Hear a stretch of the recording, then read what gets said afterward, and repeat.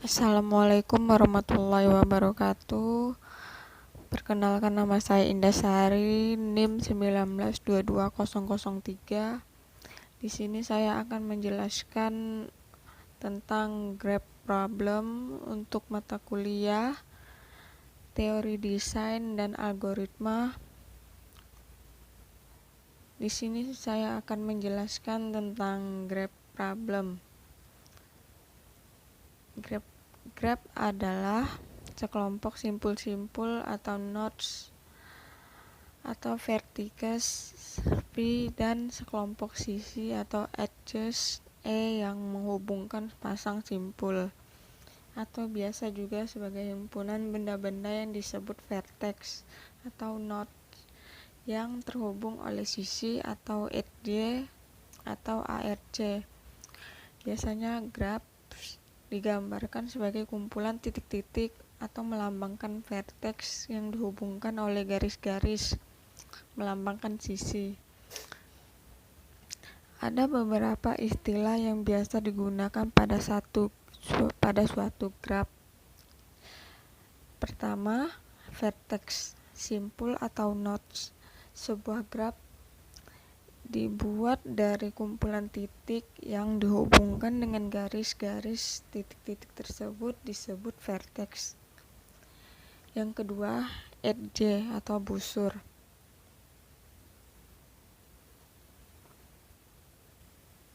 Merupakan garis penghubung antara dua vertex. Ketiga, adjacent, bertetangga. Pada graf tak berarah atau disebut dengan indirected graph, dua buah vertex atau vertex disebut adjacent jika ada edge yang menghubungkan dua buah vertex, sedangkan pada graf berarah atau directed graph, sebuah vertex A disebut adjacent dengan vertex B jika ada vertex dari B ke A.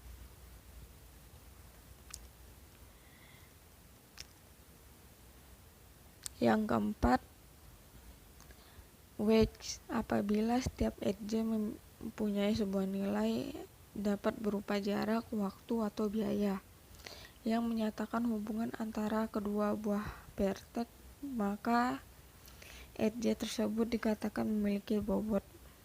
Graf yang memiliki bobot dapat disebut sebagai graf berbobot atau weighted graph. 5. Patch atau lintasan. Patch adalah serangkaian vertex yang berbeda yang adjacent secara berturut-turut dari vertex 1 ke vertex berikutnya. Yang keenam, direct atau arah, merupakan arah suatu graf. Pada graf berarah, directed graph atau di graf, urutan vertex memiliki arti. Contoh implementasi graf pada struktur data. Yang pertama, graf tak berarah atau yang disebut dengan undirected graph. Graf yang sisinya tidak mempunyai orientasi arah disebut graf tak berarah. Pada graf tak berarah, urutan pasangan simpul yang dihubungkan oleh sisi tidak diperhatikan. Salah satu contoh graf tak berarah di mana sisi-sisi yang menghubungkan antar simpul dalam graf tersebut tidak memiliki orientasi arah. Yang kedua, graf berarah atau disebut dengan directed graph. Graf yang tiap sisinya memiliki orientasi arah disebut sebagai graf berarah. Sisi berarah dalam graf ini dapat dinamakan sebagai busur atau ARC. Lain halnya dengan graf tak berarah. Urutan pasangan simpul di sini sangat diperhatikan karena dapat menyatakan hal yang berbeda. Contoh dari graf berarah yang memiliki sisi-sisi dengan orientasi arah atau disebut dengan busur, digraph dan undigraph. Graf berarah atau directed graph atau digraph jika sisi-sisi pada graf, misalnya X, Y, hanya berlaku pada arah-arah tertentu saja, yaitu dari X ke Y tapi tidak dari Y ke X. Vertex X disebut origin, dan vertex Y disebut terminus dari sisi tersebut. Secara grafis, maka penggambaran arah sisi-sisi di graf dinyatakan dengan anak panah yang mengarah ke vertex terminus. Secara notasional, sisi graf berarah ditulis sebagai vektor dengan X, Y. Graf tak berarah atau disebut dengan undirected graph atau undigraph di setiap sisi X, Y berlaku pada kedua arah, baik X ke Y maupun Y ke X. Secara grafis, sisi pada undigraph tidak memiliki mata panah dan secara notasional menggunakan kurung kurawal. Dalam masalah-masalah graf, undigraph bisa dipandang sebagai suatu digraph dengan mengganti setiap sisi tak berarahnya dengan dua sisi untuk masing-masing arah yang berlawanan. Selain itu, berdasarkan definisi ini, maka struktur data linear maupun hierarkis adalah juga graf. Not pada struktur linear ataupun hierarkis adalah vertex-vertex dalam pengertian graf dengan sisi-sisinya menyusun not tersebut secara linear atau hierarkis. Sementara kita telah ketahui bahwa struktur data linear adalah juga tree dengan pencabangan pada setiap node hanya satu atau tidak ada. Linear satu way linked list adalah di graf. Linear dua way linked list bisa disebut undigraph.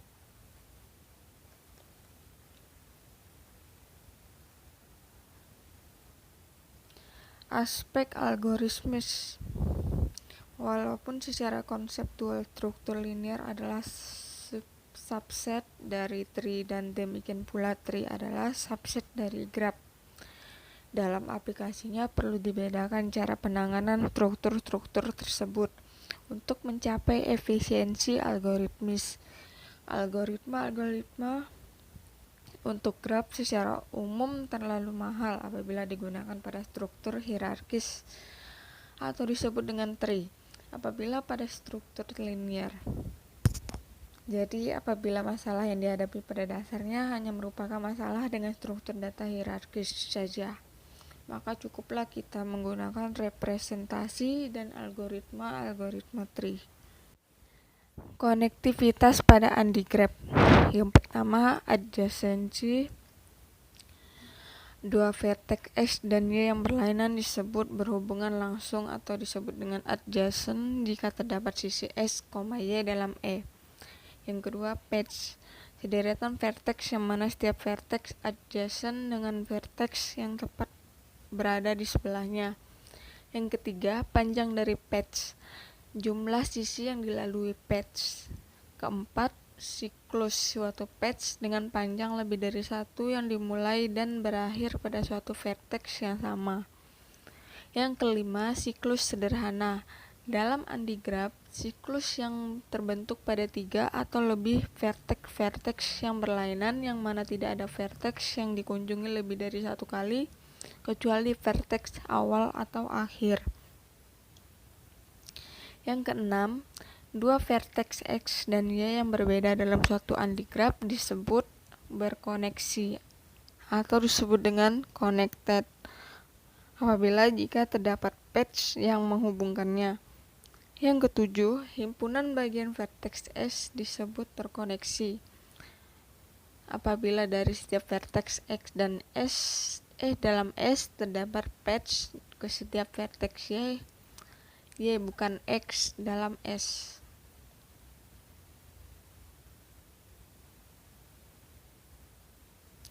Yang kedelapan, suatu komponen terkoneksi adalah subgraph atau bagian dari graph yang berisikan suatu himpunan bagian vertex yang berkoneksi. Yang kesembilan, suatu undigraph dapat terbagi atas beberapa komponen yang terkoneksi. Jika terdapat lebih dari satu komponen terkoneksi, maka tidak terdapat patch dalam suatu vertex dari satu komponen vertex di komponen lainnya. Ke-10, pohon bebas atau free tree, suatu andigraf yang hanya terdapat satu komponen terkoneksi serta tidak memiliki siklus sederhana. Konektivitas pada digraf. Terminologi di atas berlaku juga pada digraf, kecuali dalam digraf harus dikaitkan dengan arah tertentu, karena pada arah yang sebaliknya belum tentu terdefinisi. Yang pertama, adjacensi ke atau dari. Jika terdapat sisi X, Y, maka dalam digraf dikatakan bahwa X adjacent ke Y atau Y adjacent dari X. Demikian pula jika terdapat patch dari X ke Y, maka belum tentu ada patch dari Y ke X.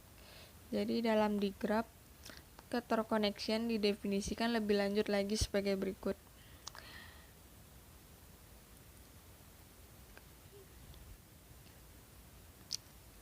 Kedua, terkoneksi dengan kuat. Himpunan bagian vertex S dikatakan terkoneksi dengan kuat bila setiap pasangan vertex berbeda X dan Y dalam S berkoneksi dengan Y dan Y berkoneksi dengan X.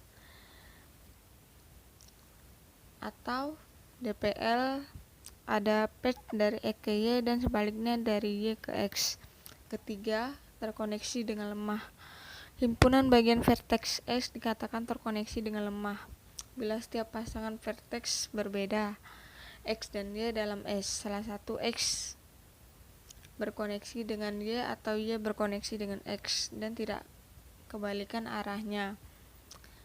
DPL hanya terdefinisi satu patch dari X ke Y atau sebaliknya dari Y ke X. Himpunan keterhubungan langsung. Cara pendefinisian lain untuk graf adalah dengan menggunakan himpunan keterhubungan langsung Vx. Pada setiap vertex X terdapat Vx sebagai himpunan dari vertex-vertex yang adjacent dari X secara formal, seperti pada rumus di bawah. Dalam digraf didefinisikan juga terminologi berikut ini. Predecessor dari suatu vertex X ditulis pred X adalah himpunan semua vertex yang adjacent ke X. Suksesor dari vertex X ditulis sus X adalah himpunan semua vertex yang adjacent dari X, yang yaitu adjacency set di atas.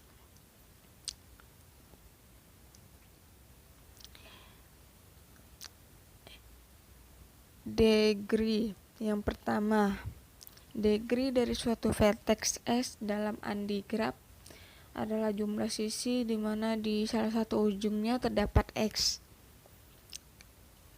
Kedua, indegree dari suatu vertex S dalam digraf adalah jumlah dari predecessor X. Ketiga, outdegree dari suatu vertex X dalam digraf adalah jumlah dari suksesor X. Graf berbobot.